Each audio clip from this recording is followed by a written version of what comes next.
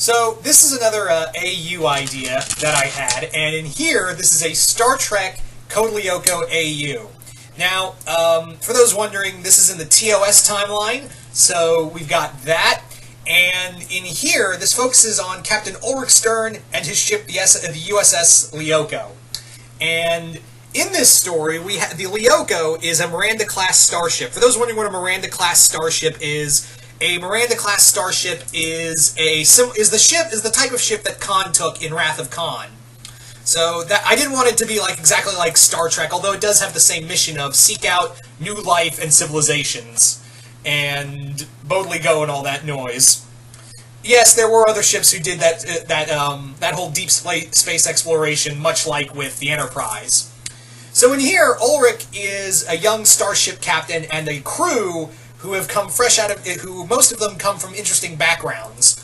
You've got Odd, his ensign, who was brought in here, even though he was about to be kicked out of, even though his scores were high, he was kind of a horn dog, so to speak, and nearly got kicked out of the academy.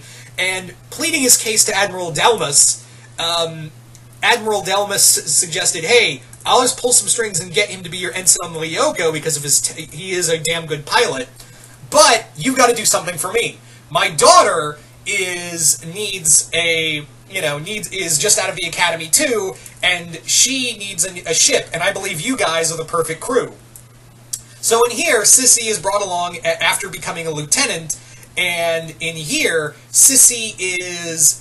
Everyone thinks that she is half Vulcan, and that her mother died in childbirth. While that is true, and she was, instead of being raised on Vulcan, she was raised on Earth, so her emotions are kind of unchecked. But there's another problem to it. She's not half Vulcan, she's half Romulan. You see, her mother was a Romulan defector who escaped and found asylum on Captain Admiral Delmas' ship when he was still a captain.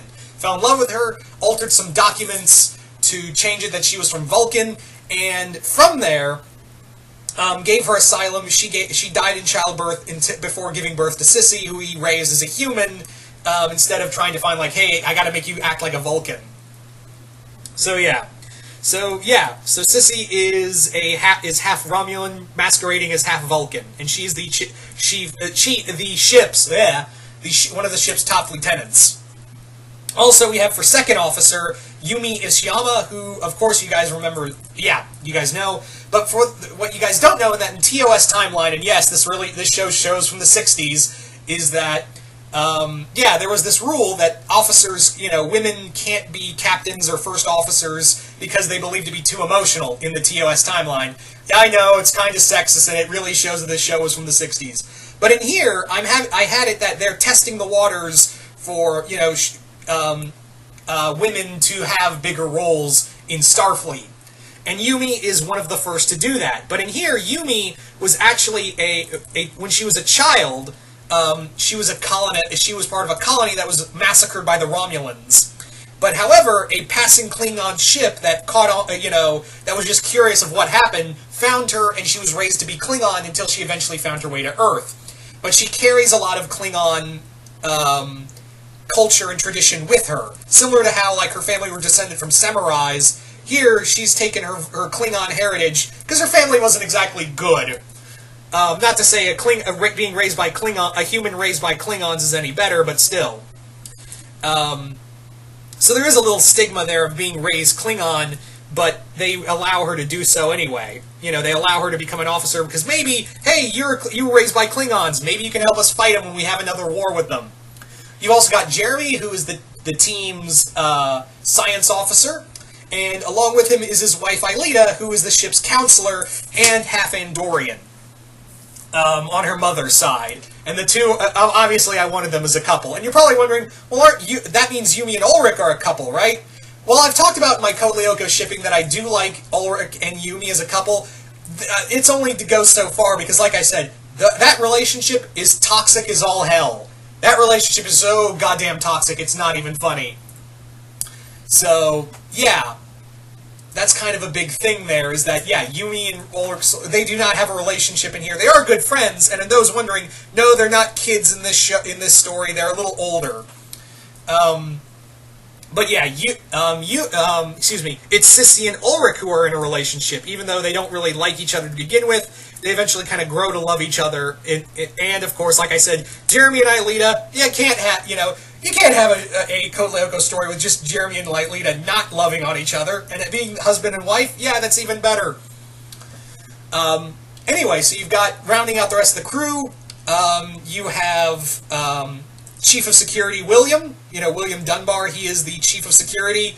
You've got Jim, who is the Chief Engineer and a veteran from the Second Klingon Wars that happened during the Discovery timeline, along with Chief Medical Officer Miss Hertz, who, it's funny because, because in here, she's the Chief Medical Officer, she's like, oh, the irony's not lost on me, Doc, that your name is Hertz, and you're the Chief Medical Officer. So Odd gives her nothing but hell most of the time. So yeah, the English teacher that in the show, she's the medical officer. Another veteran from the Klingon Wars. And there is a bit of a stigma towards Yumi, because she has a lot of Klingon pride, but still realize, hey, I may have been raised by Klingons, but I'm human, so I'm here to serve the Federation. So you've got them, you've got Herb and Nicholas, who are, just other crew members, along with Samantha, who's another crew member, and has an on-again, off-again relationship with Odd, because Odd loves to bang everything that's in the galaxy, much like Kirk. If you're also wondering, oh, I guess the Enterprise shows up all the time, not necessarily. While they do deal with stuff that the Enterprise has dealt with before on occasion, they don't necessarily run into... I didn't want this to depend solely on having, the crew of the Enterprise in here every 10 goddamn minutes. Now, you're probably also wondering at this point, well, what about Xana? Is Xana in this story? Xana, in here, I did have him in here, but in here, Xana was created by Dr. Franz Hopper, who in here was a scientist who would eventually inspire Dr. Sung, who would eventually, as you guys know, would create data and lore in the TNG timeline. But yeah, he was one of the major inspirations. The reason is because he was a genius of robotics at the time. And the Federation discovered this piece of organic material, of techno-organic material, that had fallen from deep space. They believe it came from the Delta Quadrant. So yeah, this is Borg tech they're dealing with, but they didn't realize what it was, they didn't know what the Borg were, but they wanted to test it to see, what if we have another war with the the Romulans, or the Klingons, or whoever else is out there. So they asked Dr. Hopper to see what they could do if this could be used as a weapon. Well, he creates an AI from it and names it Xana.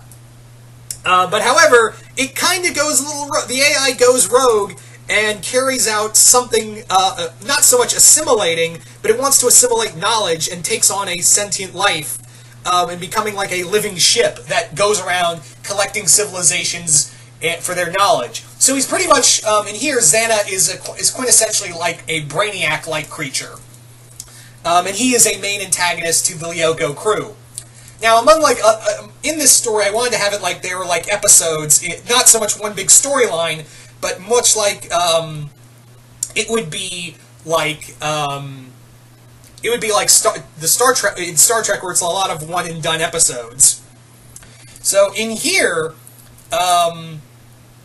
the major thing in this storyline would be, in this story, it would be like I'm getting tongue-tied, I'm sorry.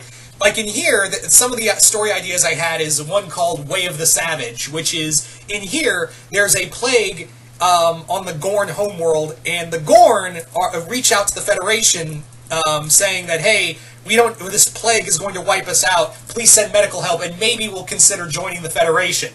Maybe. So the Lyoko is sent to deliver the medical supplies, but in turn have to stop this civil war going on because, well, the Gorn hegemony is, a majority of them are like, hey, save our people. You've got one prince, the eldest son, who's like, no, we are Gorn, we don't need this. And didn't the Federation captain attack one of our people? He's like, oh, and they're like, oh yeah, the Enterprise thing. That was not good. But you've got other members of the hegemony are like, no, we need this, we can't be isolationist, or we're going to be wiped out. So the Lyoko crew is caught in the middle of what could be a Gorn civil war. So you've got that. You also have the return of Gothos, the return to Gothos, which is, in here, if you guys remember, there's this character named Trelane, who was this, some people considered to be a Q, and I kind of play with that theory too a little bit in here. He was this omnipotent being. God, I can't talk today. And in here, he plays with the crew of the Lyoko, although instead of making a whole entire planet, he turns the ship in the inside of Gothos. So the crew had to deal with that. Another one, and this would be tying with the Enterprise solely, is, the Agenda of Masters, which is, in here, the Agenda of Masters is that Starfleet believes that the Starfleet Command believes that Starfleet has been infiltrated by several Romulan agents, Romulan sleeper agents, and that they're ready to take down the Federation from the inside. And Sissy is terrified because she's like, oh shit, what if they discover I'm half Romulan? Which eventually they do, and there's not a lot of great feeling for it, because Delmas is now in danger of losing his career, which he resigns as admiral at the end of this story, but Sissy is allowed to keep going as a lieutenant. Although she still has a little stigma of being half Romulan and hiding it from everyone, Ulrich fights hard because he proves that, yeah, Sissy's been a loyal member of the Lyoko since day one, and I'm not going to let her actions, be undercut by the fact that she's half Romulan and this witch hunt is going out of control. So it does take some of the elements of the episode The Drumhead from TNG, but there's actually, there are Romulan agents in here that, that the Enterprise also gets caught up in.